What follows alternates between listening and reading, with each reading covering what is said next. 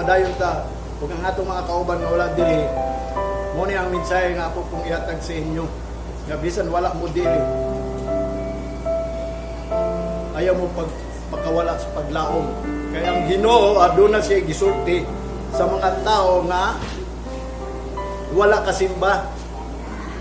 Di mo sugot ang Ginoo nga dili ta mo ani sa balay, pero unsaon ta man nahisulat na sa libro ni Propeta Joel nga din mahitabo gyud ni nga ang mga taong dili iya sa Ginoo mo dumala nato. Una yang gingon dito sa Book of Joel. Ato nang mabasahan nga diin siya nagtugot ining tanang panahon. Kaya siya nagbuhat ining gitawag og pandemic o pestilence matod pa ni Jesus Christ sa Matthew nga mao kaniya ang mingon ko ninyo last warning. Kay ngano mang last warning patapusan nga ilhanan sa Ginoo kay adunay umalabot nga second to the last warning nga di kini magkakitabo gyud. Apan bisag pa na dili ta ngay madlo kay ang Ginoo nagtudlo nato ana kanang great revelation nga mao na ang 666. Una moabot daw na ingon pa ang revelation silyuan tadaan niya sa Espiritu Santo nga gisaad kanato ingon ni Pablo. Sama atong kay disciples sa diha nga si Jesus Christ nikayab na ug niadto sa langit diin ni bati og kahadlok ang 12 disciples apan giingnan sila ni Jesus Christ adto kamo sa taas nga kwarto. Matod pa niya, go to the upper room. I will pour out my spirit upon you. Bubuan ta mo og espiritu na hinungdan ang mga 12 ka disipulo. Aduna na silyo sila sa Espiritu Santo, unya di na sila mahadlok. Madiin sila gigamit sa Ginoo. Dalaygon ang Dios nga ang Ginoo nagpili og tao.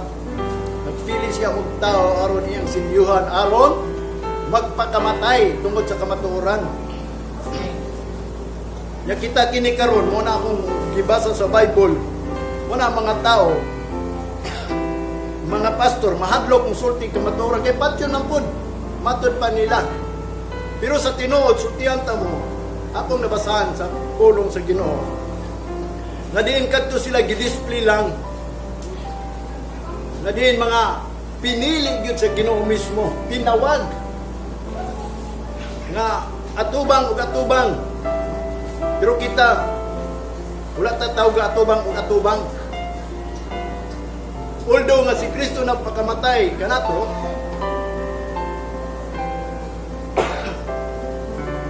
bisan pa niya na matod pa ni Apostol Pablo ang iyang dugo mo oray nagpaduol nato sa kang Kristo, nagpaduol lang daw na. Nya sa diyan nga ni duol na ta kang Kristo, unya mutuo ta kay si Kristo usa ka grasya wanang maluwas pud ta sa atong pagtuo pinaagi sa grasya sa Ginoo. Unya nganong nahitabo man karon nga di ang mga tao mahadlok na magwawalay mahadlok kay ang ilang pagtuo may isama sila sa mga katawhan sa Ginoo nga pinili. Mabito ng question sa mga kalingon, Lord, kung mga lagad man lang ko, maingon anak ko nila, kung sa mga akong bahin. Nga diin ako, dili man, di mo tinudlo nga. Kung bagat pa, naisulat sa pulong sa Ginoo, usalang ko katao nga nagtuo nimo nga diin, gipili ko nimo nga mutuo. Manausahay kita nga tao, luya ta. Hibaw ang ginawa na. Mabito na ang Ginoo, dili mo sukok kanunay nato kay kabautan luya ta pabita na hinungdan pagbawal sa tuwa karon pagsimba gihimo nato dayon kay ngano man luya man ta apan kadtong unang panahon ng mga tao bisag giunsa sila nagpabilin sila hangtod sa kamatayon kay gisilyuhan man sila pero kita wa pa mata silyuhi mo ni ako isulti ninyo moabot ang panahon nga ang Ginoo magsilyo nato. Unang magpabilin yun sa Ginoo atong kabuoto ng silyo sa Ginoo. Usgutan ta ng silyo sa Ginoo kay mao kana ang nakita ni John D. Bilab nga diin ang nakig-uban kang Ginoong Hesukristo sulod sa 1,000 ka tuig nga diin sila mga nasilyuhan sa Espiritu Santo. Dali maka 1,000 ka tuig Nya ninintag na ang Ginoo nagpahinumdom nato. Wala hinungdan ang mga tao wala kasimba kay nahisulat man na. Matod pa ni Apostol Pablo sa Roma chapter 9 nga atong gibalik-balik nga na verse 9, matod pa niya iyang gitapos ang iyang bulaton ug giputol niya ang gamayng pagkamatarong.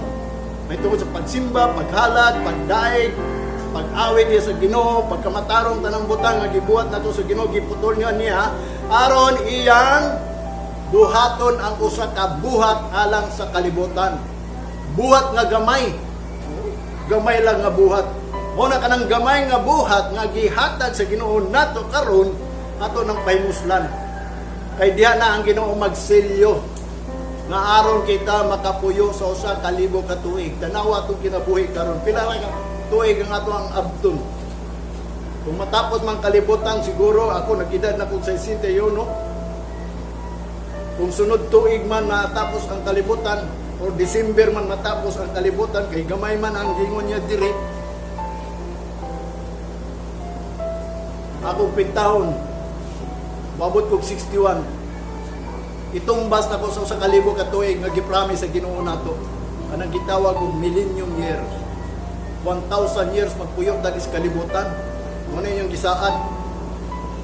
Sa sige kung tanaw sa YouTube sa mga magwawali, wala gyud nagpasalig gini. Nga ngano kita mga lagad sa Ginoo tungod ining 1,000 years.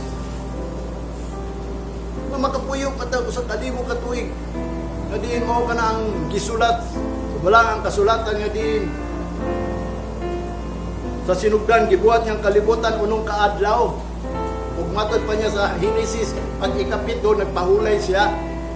Unya ang Pedro, or 2 Peter, nag-ingon siya, dili ta mag-ignorante ha, ang usa ka libo ka tuig nato sa pagbuhat sa Ginoo sa kalibutan, unong kaadlaw, usa ra kaadlaw sa Ginoo, ang usa ka libo ka tuig nato. Mo bitaw na hinungdan unong kaadlaw, gibuhat sa Ginoo ang kalibutan, niabot na atong pang 2,000 years. Nag-additional na ang Ginoo sa atuwa. Muning gitawag og extension or sa iyang grasya, gi-extend niya ang grasya. Matod pa sa Ezra chapter 9 natong gibasa kanunay mahitungod ning ato ang gitawag og students. Unya karon iyang giingon pag ikapito kaadlaw ni pahulay siya sa tanan niyang buhat. Ang Pedro nag-ingon, di ta mag-ignorante nga ang sa kaadlaw sa Ginoo sa kalibo ka tuig nato. So therefore, nahumana ang kalibutan ni ato pang 2,000 years. Unom nato kaadlaw sa Ginoo, di ba? Gikan kang Adam hangtod kang Noah 2 days sa Ginoo, pero 2,000 years ato ah. Noah hangtod kang Jesus Christ 2 days sa Ginoo, pero sa ato 2,000 di 4,000 years na. Gikan kang Jesus Christ hangtod karon atong 2,000 years. Nag 6,000 years ato 6 days na sa Ginoo. Unya matod pa niya pag ikapito ni pahulay siya. Mo bitaw na kaning ikapito ka adlaw nato dili. Dapat mo pahulay punta sa Ginoo kay matod pa sa Hebrew ni pahulay gani ang Ginoo sa tanan niyang buhat kita pa. Natod pagkasulti kini pahulay nga mao ang Domingo nato mga Kristiyan, mao kani ang balaod nila tong una. Magipagawa sila sa Ehipto aron mo pahulay gid sila. Mao nang dapat mo anhi gyud sa pahulay. Ang Hebrews nag-ingon kun dili ta mosulod ining pahulay.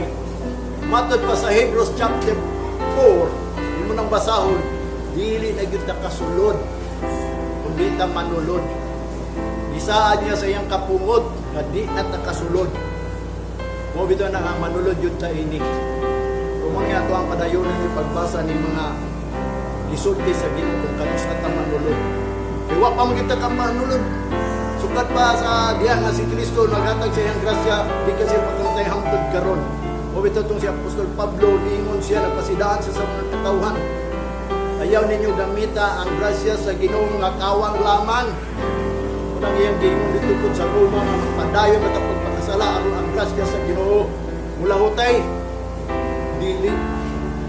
Muna akong gingon sa inyo kining pandemic o pestilence natapos na ang iyang grasya. ang period of grace. O bitaw na nga di nagisgot na tumiyaging Domingo, the extension of His mercy and grace. Kanang iyang mercy karon i-extend na niya. Muna itong pangayoon sa Ginoo. Aron kita makasulod ng pahulay. Kaya kung di ta kasulod ng pahulay nga tinuod yun nga pahulay nga diin kita. Although matag Domingo, tuuan na ito ning pahulay pero wag yun ni pahulay. Kay matod pa niya kung musulod mo sa pahulay, muundang yun mo sa pagpakasala. Nga din ang tanan buhat na ito di sa simbahan. Dili na mao ang paglapas sa mga balaod sa Ginoo. Kay ang balaod sa Ginoo pag malapas na sala na mao na hinungdan kung muanita sa simbahan. Muna atong buhaton tanan sugo niya. Ang unang sugo niya din sa tuwa nga din muanita dinhi. Aron paghalat sa atong kagalingon sa Ginoo nga kita. Mga iya sa Ginoo kay ang mga iya sa Ginoo maghalad yun na. Muna nga kung ikaw iya sa Ginoo, ihalad mo kagalingon. Muna ang giingon ni Apostol Pablo, present your body a living sacrifice, holy, acceptable unto God, which is your reasonable service. Roma 12:1. Atod pa sa 12:2. Ayaw na mo pagkumpurme ning kalibutan. Atod pa niya. Be not conformed to this world, but be transformed by the renewing of your mind, that you may prove what is good and acceptable will of God. Muna yung gingon, i-renew na itong hunahuna. Ang atong consciousness, i-renew na nato na. Kung ihatag ni ang gamayng panahon, kinaapa may gitawag og pandemic. Ngunang pangayoon na ito ni sa Ginoo, mawala ni aron kita makasulod na anang gitawag og 1,000 years nga magpuyo. Diri sa kalibutan, dili ta mudritso sa langit, diri ta sa kalibutan, maghari usa ta sa sulod ka, sulod sa usa ka libo ka tuig. Samantalang ang dili iya sa Ginoo, magakinabuhi sila diri sa kalibutan usab. Unya walay mapagsulay kay ano man si Satanas. Sulod po sa usa ka libo ka tuig, isulod siya sa bottomless pit, tabunan. Sa Ginoo nga di siya makapanintal ang mga tao magpuyo diri kahayahay ug matilawan nila ang kapungod sa Dios. Mao na atong likayan. Mao na si Jesus Christ nagingon sa mga Hudiyo ha. O mga Hudiyo, mga iskriba, mga Bifer, mga bitimba, mga malala, giingnan niya ang mga Israelites. Kinsay makapahigawas kaninyo sa kapungod sa Dios? Kinsay muwakning ninyo? Ano man, ipamatay naman nila mga apostoles.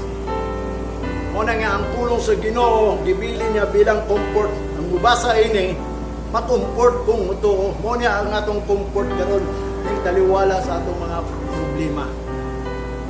Munang gingon matod pa sa kasulatan, sultihang tamo ayaw mo kahadlok kay kwaon man ni sa Ginoo ang pandemic. Usa ka butang nga din ako ihatag kaniyo nga din. Unta makomfort mo ini pulungan ni. Nga gisulat ni Isaiah.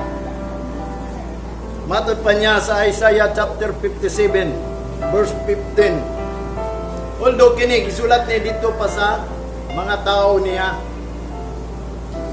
Unya karon matod pa ni Apostol Pablo wala nay Hudiyo, wala nay Hintil, tanan pantay na ta. Pero although kini pulungan ni gisulti ni sa panahon nila. Unya ang prophecy, ang pulong kaniadto karon ug sa umalabot kung kinsa pay matao, kung doon na pa may mga tao nga diin mosunod kang Kristo, kani pong pulunga para ni sa ilaha. Labaw sa tanang kini para ni nato.